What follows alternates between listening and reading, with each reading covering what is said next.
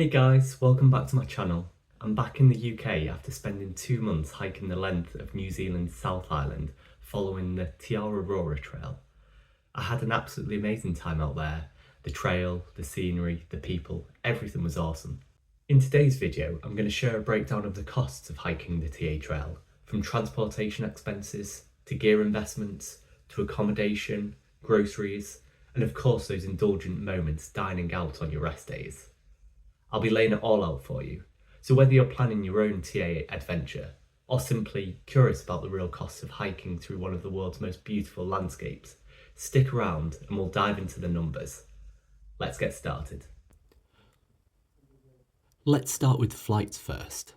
Obviously this is dependent on where you're based, but the total cost of my return flights came to £1,376. My flights were from London Heathrow via China to Sydney, where I spent a few days, then onwards to Queenstown. The return journey was out of Auckland via Sydney and China and back to London Heathrow. Next are the transport costs. First up, buses and shuttles at various points through the journey. I spent £200 across the whole trip. For example, getting a bus to the starting bluff and also shuttling around one of the rivers that wasn't crossable. I did hitchhike where I could, which saved about maybe £100. If you're on a really tight budget, you could definitely spend less than I did by hitching more of the journeys. When you finish or start at Ship Cove, you'll need to get the water taxi from Picton to the Queen Charlotte track. This costs £44. Although not technically part of this South Island hike, I've included the Picton to Wellington ferry here, as I visited the North Island. This set me back by £30. So when you add it all up, the transportation cost for my Te Araroa adventure came to £274. Next, I've bundled up the miscellaneous costs into what I'll call administrative costs. Firstly is the cost to enter New Zealand, which came to £26, which covers a conservation levy. Then, a Spark SIM card, which was 10 gig of data for 3 months, cost me £24. Travel insurance for me was £150. Due to the remoteness of the South Island, there are several places where you have to post yourself food supplies. Plus, I also sent some spare gear in a bounce box. These costs came to £60. If people are interested, I can do a video on the tips and tricks for these food resupply boxes. The Queen Charlotte track in the north requires a hiking pass, which comes to £14.50 as it goes through private land. Finally, in this section is a trail donation to the TA Trust, which I donated £170. This is optional, but I'd highly recommend you donate, as the Trust puts a huge amount of effort into maintaining the trail and also managing the relationships with various landowners who grant access, and this can be a constant battle for them to keep the access open. There's a few other MISC expenses bundled together which came to £26, such as laundry. So the total for this section comes to £471. Next we have accommodation. Firstly, the Department of Conservation Backcountry Hut Pass gives you access to the standard huts for a 6-month period. This is really great value as you'll be using it a lot throughout the South Island, and it only comes to £60. Across the trip, I stayed at quite a few campsites, which came to £230.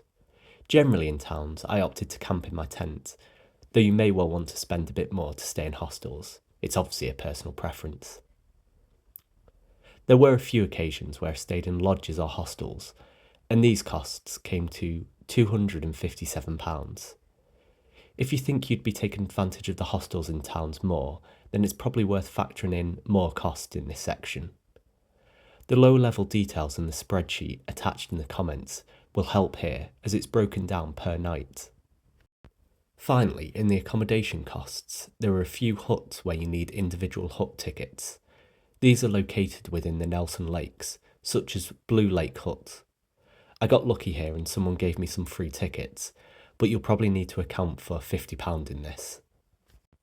The total accommodation costs came to £547. I took a short side trip to visit Christchurch for a few days to see a friend.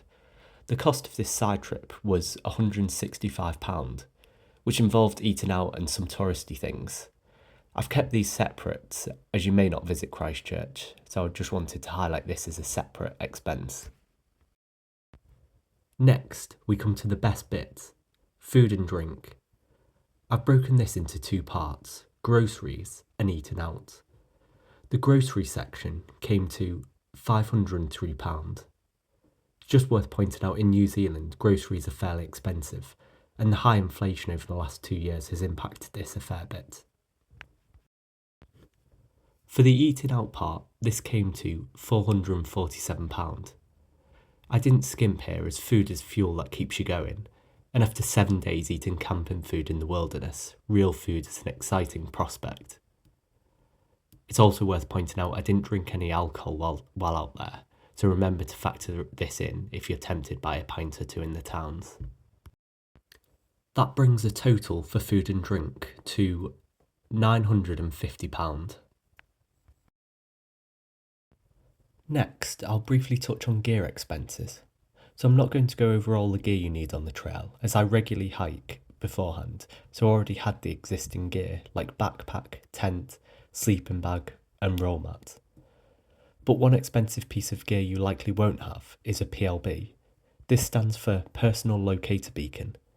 Basically, if you get into trouble, you can activate this and it sends out alerts to rescue teams.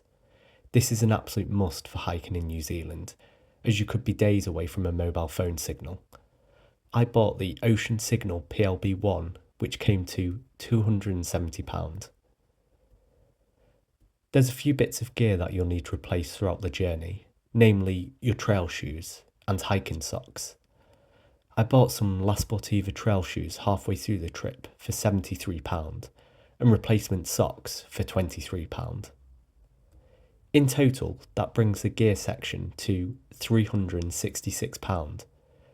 But if you don't have all the existing hiking gear and are starting from scratch, this could easily get over £1,000. This brings the grand total cost of hiking 2 months across the length of the South Island from Bluff to Ship Cove to £4,149.